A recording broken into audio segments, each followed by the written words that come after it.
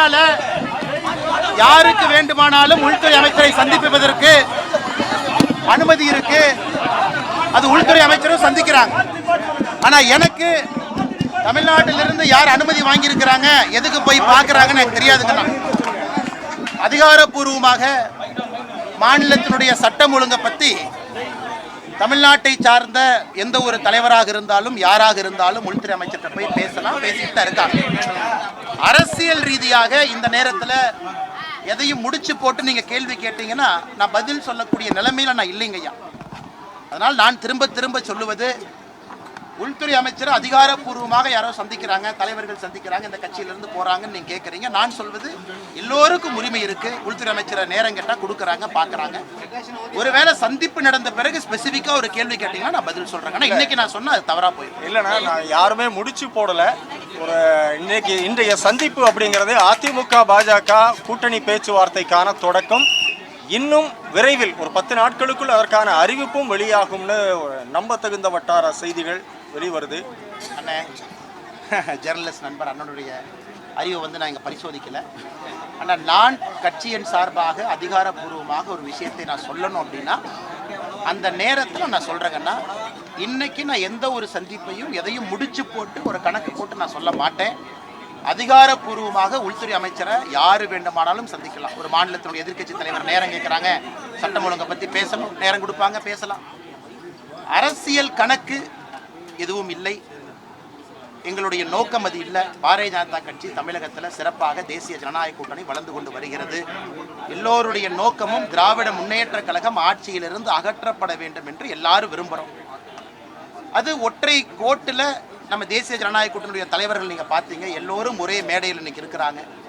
தேசிய ஜனநாயக கூட்டணியில் யார் வேண்டுமானாலும் இணையலாம். நம்ம யாரையும் வேண்டான்னு சொல்ல போகிறதில்லை. அதிகாரப்பூர்வமாக உள்துறை அமைச்சரை யார் வேண்டுமானாலும் சந்திக்கலாம். அவர்களையும் உள்துறை அமைச்சர் வேண்டாம் என்று சொல்ல போவதில்லை. அரசியல் சதுரங்கத்தில் காய்கள் எந்த பக்கம் வேண்டுமானாலும் எப்போது வேண்டுமானாலும் நகரலாம் அல்லது நகர்த்தப்படலாம் அப்படியா?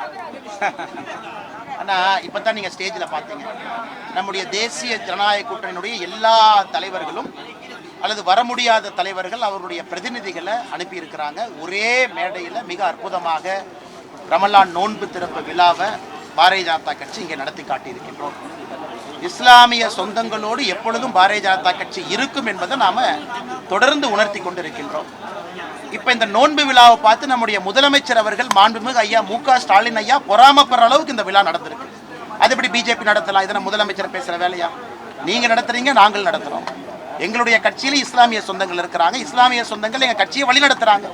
அப்படி இருக்கும் பொழுது திமுகவுக்கு யாராவது பட்டா போட்டு கொடுத்துருக்குறாங்களா? தமிழ்நாட்டில் இஸ்லாமிய சொந்தங்களுக்கு நோன்பு திறப்பு விழா திமுக மட்டும்தான் நடத்தணும்னு ரெஜிஸ்டர் ஆஃபீஸில் பத்திரம் போட்டு ஐயா மு.க. ஸ்டாலின் அவர்கள் அறிவாலயத்தில் ஒட்டி வச்சிருக்காங்கன்னா இதெல்லாம் அவருடைய வைத்தறிச்சலை காட்டுது. இஸ்லாமிய சொந்தங்கள் இன்னைக்கு ஐயா மோடி அவர்களுடைய தலைமை ஏற்றுக்கிட்டாங்க. மோடி அவர்கள் செய்திருக்கக்கூடிய வேலைகளை பார்க்குறாங்க. இதையெல்லாம் பார்த்து தமிழகத்தினுடைய முதலமைச்சர் ஐயா ஸ்டாலின் அவர்கள் பொறாமப்படுறாங்க. இப்போ நாங்கள் பேட்டி கேட்கும்போது கூட திரு டிடிவி தினகரன், திரு ஓபிஎஸ் 2 பேருமே என்ன சொன்னாங்க அப்படின்னா, அதிமுகவினுடைய அனைத்து அணிகளும் ஒன்றாக இணைய வேண்டுமா அப்படின்னு கேட்டேக்கு எல்லோருடைய விருப்பம் அதானே அப்படின்னு தான் சொல்கிறாங்க. ஆனால் இன்னைக்கு பாருங்க, மேடையில் நம்ம அண்ணன் டிடிவி அவர்கள், அண்ணன் ஓபிஎஸ் அவர்கள்லாம் நம்மோடு இணைஞ்சு பயணிக்கிறாங்க. ஒரு வலிமையான ஒரு தேசிய ஜனநாயக கூட்டணி உருவாவதற்கு காரணமாக ஐயா ஓபிஎஸ் அவர்கள், அண்ணன் டிடிவி அவர்கள், எல்லா தலைவர்களும் இருக்கிறாங்க. நீங்கள் குறிப்பிட்ட 2 பேரை கேட்டனால தலைவர்கள் பேரை சொல்கிறாங்க. அதனால் வருகின்ற காலத்தில் திராவிட முன்னேற்ற கழகத்தை வீழ்த்த வேண்டும். அது கண்டிப்பாக வீழ்த்தப்படும். அதற்கு தமிழக மக்கள் என்ன நினைக்கிறாங்க? ஒரு அணியாக திரண்டுவாங்க. ஒரு அணியாக நாங்கள் திரண்டு நிற்கின்றோம். நாங்கள் யாருக்கும் எதிரி இல்லை. அதனால தான் ஏற்கனவே சொல்லியிருக்காங்கன்னா, தேசிய ஜனநாயக கூட்டணியில் எந்த ஒரு கட்சியும் எந்த ஒரு தலைவரும் தாராளமாக வரலாம், திமுகவை வீழ்த்த வேண்டும் என்று நினைத்தால். இந்த தேர்தல் களம் எப்படி இருக்குன்னு நினைக்கிறீங்க? ஏற்கனவே சொன்னது போலீங்கன்னா, தமிழக அரசியல் வரலாற்றில் ஒரு மிக வித்தியாசமான தேர்தல் களம். வலிமையான கட்சிகள் 4-5 கூட்டணிகளாக இன்னைக்கு உருவாயிருக்கு. திமுக தலைமையிலான கூட்டணி, அதிமுக தலைமையிலான கூட்டணி, பாஜக தலைமையிலான தேசிய ஜனநாயக கூட்டணி, அண்ணன் சீமான் அவர்கள், அண்ணன் விஜய் அவர்கள். இன்னைக்கு 5 முனை போட்டி. இந்தியாவில் எங்கேயுமே 5 முனை போட்டியை நம்ம யாரும் பார்த்தது கிடையாது. எல்லாரும் வலிமையானவங்க தான். அண்ணன் சீமான் அவர்களும் அவருடைய வாக்கு வந்தியை தொடர்ந்து காட்டிக்கிட்டு இருக்காங்க. அது இடைத்தேர்தலாக இருந்தாலும் சரி, பாராளுமன்ற தேர்தலாக இருந்தாலும் சரி, சீமான் அண்ணன் தயாராக இருக்கிறாங்க. அதே போல் அண்ணன் விஜய் அவர்கள் புதிதாக வந்திருக்கிறாங்க.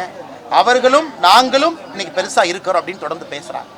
5 முனை போட்டி தமிழகத்துக்கு நல்லதா எனக்கு தெரியாது. பத்திரிகை நண்பர்கள், பொதுமக்கள் நீங்க சொல்லணும். 5 முனை 3 முனையாக மாற வாய்ப்பு இருக்கா எனக்கு தெரியாதுங்கண்ணா. அடுத்த 8 மாத காலத்துல இந்த 5 முனை எப்படி போகுது நம்ம பார்ப்போங்க. அலையன்ஸ் எப்படி போயிட்டு இருக்கு? அலையன்ஸ்க்கான பேச்சு அண்ணா நீங்க பாத்தீங்களா ஸ்டேஜ்ல எல்லா அலையன்ஸ் தலைவர்களும் ஸ்டேஜில் இருந்தாங்க, எல்லாரும் இருந்தாங்க. பாரதிய ஜனதா கட்சியினுடைய இஸ்லாமிய சொந்தங்களுக்கு நோன்பு திறப்பு விழா, தேசிய ஜனநாயக கூட்டணி எவ்வளவு பிரம்மாண்டமான நிகழ்வு நீங்க பார்த்தீங்க. நம்மை பொறுத்தவரை பரஸ்பரம் விட்டு கொடுத்து அனுசரித்து தான் எல்லாரும் பயணம் செய்து கொண்டிருக்கின்றோம். அது கூட்டணியினுடைய மிக முக்கியம். சின்ன கட்சி பெரிய கட்சி என்று எப்பொழுதும் நாங்கள் பார்த்தது கிடையாது. எல்லோரையும் சமமாக தான் நடத்துகிறோம். வருகின்ற காலத்தில் தேசிய ஜனநாயக கூட்டணி இன்னும் பெரிதாகும், விரிவாகும். ஒரே நோக்கம் என்னன்னா திராவிட முன்னேற்ற கழகத்தை வீழ்த்த வேண்டும். ஓகேவா? 6 மாசம் இருக்கு. இன்னும் கூட்டணி பத்தி பேசுறதுக்கு வாய்ப்பெல்லாம் இருக்குன்னு சொன்னீங்க. ஆனா இந்த இன்னொரு ஈபிஎஸ் நம்ம அழைப்பு எடுக்கல. இந்த 6 மாத காலத்துக்கு டெல்லியில போய் அமித்ஷாவெல்லாம் சந்திச்சு வராரு. அண்ணே நீங்க பாருங்க அண்ணே, இஃப்தார் நோன்பை பொறுத்தவரை அண்ணன் இபிஎஸ் அவர்களாக இருக்கட்டும், அண்ணன் சீமான் அவர்களாக இருக்கட்டும், எல்லாருமே இருக்கிறாங்க. இன்னைக்கு தேசிய ஜனநாயக கூட்டணி இன்னைக்கு யார் இருக்காங்களோ எல்லோரும் சேர்ந்து இந்த இஃப்தார் நோன்பை நடத்திருக்கோம். நாளைக்கு அண்ணன் டிடிவி அவர்கள் நடத்துறாங்க இஃப்தார் நோன்பு, அதில் நானும் பங்கேற்கின்றேன். இன்னைக்கு யார் நம்ம கூட்டணியில் தலைவர்கள் இருக்கின்றோமோ எல்லாருமே பரஸ்பரம் ஒருவருக்கொருவர் பேசி இதை நடத்துகிறோம்.